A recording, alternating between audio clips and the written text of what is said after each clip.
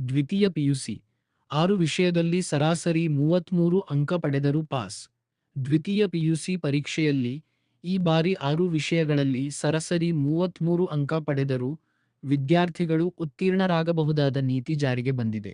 ಪ್ರಾಯೋಗಿಕ ಪರೀಕ್ಷೆ ಇಲ್ಲದ ವಿಷಯಗಳಿಗೆ ಕಲಾ, ವಾಣಿಜ್ಯ, ಭಾಷಾ ಪರೀಕ್ಷೆ, ಆಂತರಿಕ ಪರೀಕ್ಷೆಗೆ ಗರಿಷ್ಠ 20 ಅಂಕ ನಿಗದಿಯಾಗಿದೆ.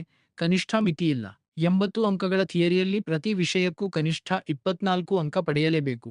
ಆಂತರಿಕ ಪರೀಕ್ಷೆ ಹಾಗೂ ಥಿಯರಿ ಪರೀಕ್ಷೆ ಸಹಿತ ಒಟ್ಟು ಕನಿಷ್ಠ 30 ಅಂಕವನ್ನು ಒಂದು ವಿಷಯದಲ್ಲಿ ಪಡೆದು ಉಳಿದೆಲ್ಲ ವಿಷಯದಲ್ಲೂ ಸರಾಸರಿ 33 ಅಂಕ ಪಡೆದರೆ ಉತ್ತೀರ್ಣತೆಯ ದಡ ಸೇರಿಸುವ ಹೊಸ ನೀತಿ ವಿದ್ಯಾರ್ಥಿಗಳ ಒಂದು ವರ್ಷದ ಭವಿಷ್ಯದ ನಿಟ್ಟಿನಲ್ಲಿ ಬಲವಾಗಲಿದೆ. ಬೇಸಿಕ್ ಸೈನ್ಸ್ ವಿಜ್ಞಾನ ವಿಷಯ, ಗೃಹ ವಿಜ್ಞಾನ, ಎಲೆಕ್ಟ್ರಾನಿಕ್ಸ್, ಕಂಪ್ಯೂಟರ್ ವಿಜ್ಞಾನ ಪರೀಕ್ಷೆಗಳಿಗೆ ಥಿಯರಿ ಗರಿಷ್ಠ 70 ಅಂಕ ಹಾಗೂ ಆಂತರಿಕ ಪ್ರಾಯೋಗಿಕ ಪರೀಕ್ಷೆಗೆ ಗರಿಷ್ಠ 30 ಅಂಕಗಳಿವೆ. ಆಂತರಿಕ ಪರೀಕ್ಷೆಯ 30 ರಲ್ಲಿ ಕನಿಷ್ಠ ಅಂಕ ಮಿತಿಯಿಲ್ಲ. ಪ್ರಾಯೋಗಿಕ ಪರೀಕ್ಷೆಗೆ 20, ಹಾಜರಾತಿಗೆ 5, ಪ್ರಾಕ್ಟಿಕಲ್ ರೆಕಾರ್ಡ್ಗೆ 5 ಅಂಕ ನೀಡಲಾಗುತ್ತಿದೆ. ಥಿಯರಿಯ 70 ಅಂಕಗಳಲ್ಲಿ ಕನಿಷ್ಠ 21 ಅಂಕ ಪಡೆಯಲೇಬೇಕು. ವಿಷಯವೊಂದರಲ್ಲಿ ಕನಿಷ್ಠ 30 ಹಾಗೂ ಸರಾಸರಿ 33 ಅಂಕ ಪಡೆದ ವಿದ್ಯಾರ್ಥಿ ಈ ಬಾರಿ ಪಾಸ್. ಫೆ 28 ರಿಂದ ಮಾ. 17ರ ತನಕ ದ್ವಿತೀಯ ಪಿಯುಸಿ ಪರೀಕ್ಷೆ ನಡೆಯಲಿದ್ದು, ಉಡುಪಿ ಜಿಲ್ಲೆಯ ಪರೀಕ್ಷಾ ಕೇಂದ್ರಗಳ ಸಂಖ್ಯೆ 28 ರಿಂದ 29 ಕೇರಿದೆ. ಪೂರ್ವ ತಯಾರಿ ನಡೆದಿದೆ. ದ್ವಿತೀಯ ಪರೀಕ್ಷೆ ಬರೆಯಬೇಕಿದ್ದರೆ ಶೇ. 75 ಹಾಜರಾತಿ ಮಾತ್ರ ಇರಲೇಬೇಕು. ಶೈಕ್ಷಣಿಕ ವರ್ಷದಲ್ಲಿ ಮತ್ತೆರಡು ವಾರ್ಷಿಕ ಪರೀಕ್ಷೆ ನಡೆಯಲಿದೆ. ಪರೀಕ್ಷಾ ಅಕ್ರಮ, ಕಾದಿದೆ ಜೈಲು ಶಿಕ್ಷೆ. ಪರೀಕ್ಷಾ ಅಕ್ರಮಗಳಲ್ಲಿ ಪಾಲ್ಗೊಳ್ಳುವವರು, ಸಹಕರಿಸುವ, ಪ್ರಚೋದಿಸುವ ವಿದ್ಯಾರ್ಥಿಗಳು, /ಶಿಕ್ಷಕರು, /ಬಾಹ್ಯ ವ್ಯಕ್ತಿಗಳ ಮೇಲೆ ಕ್ರಿಮಿನಲ್ ಮೊಕದ್ದಮೆ ದಾಖಲಿಸಲಾಗುವುದು. ಇಲಾಖಾ ವಿಚಾರಣೆ ನಡೆಸಿ ತಪ್ಪಿತಸ್ಥರೆಂದು ಸಾಬೀತಾದರೆ ಸೇವೆಯಿಂದ ವಜಾ ಶಿಕ್ಷೆ ವಿಧಿಸಬಹುದು. ಪ್ರಶ್ನೆ ಪತ್ರಿಕೆ ಸೋರಿಕೆ, ಪರೀಕ್ಷೆ ಸಂದರ್ಭ ನಕಲು, ಪ್ರಶ್ನೆ ಪತ್ರಿಕೆಯ ಫೋಟೋ ತೆಗೆಯುವುದು. ಪ್ರಶ್ನೆ ಪತ್ರಿಕೆಯನ್ನು ಸಾಮಾಜಿಕ ಜಾಲತಾಣ /ವಾಟ್ಸ್ಆ್ಯಪ್ ಮೂಲಕ ಫಾರ್ವರ್ಡ್.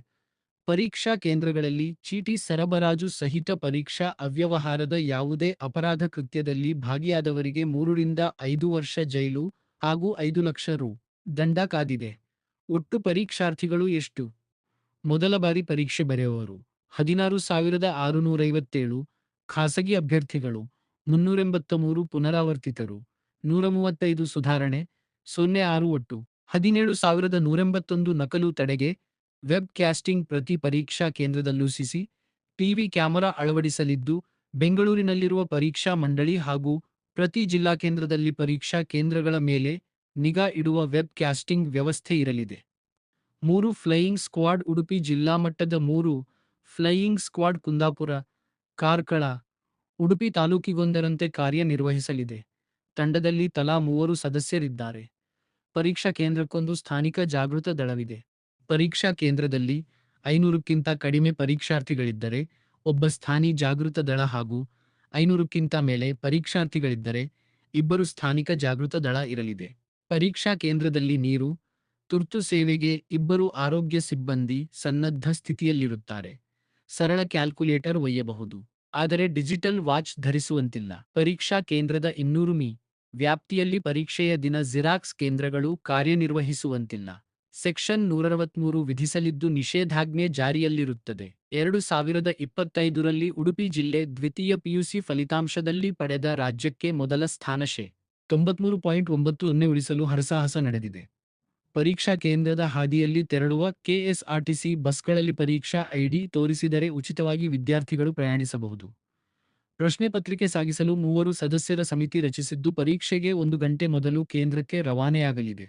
ನಕಲು ತಡೆಗೆ ಎಲ್ಲ ಕ್ರಮ ಸಹಿತ. ಸಾಮಾಜಿಕ ಜಾಲತಾಣದಲ್ಲಿ ಪ್ರಶ್ನೆ ಪತ್ರಿಕೆಯ ಸುಳ್ಳು ಸುದ್ದಿ ಹಾಕಿ ಮಕ್ಕಳನ್ನು ದಾರಿ ತಪ್ಪಿಸುವಂತಿಲ್ಲ, ಗೊಂದಲ ಸೃಷ್ಟಿಸುವಂತಿಲ್ಲ ಎಂದಿದ್ದಾರೆ ಮಾರುತಿ, ಉಪನಿರ್ದೇಶಕ, ಶಾಲಾ ಶಿಕ್ಷಣ ಮತ್ತು ಸಾಕ್ಷರತಾ ಇಲಾಖೆ. ಪು.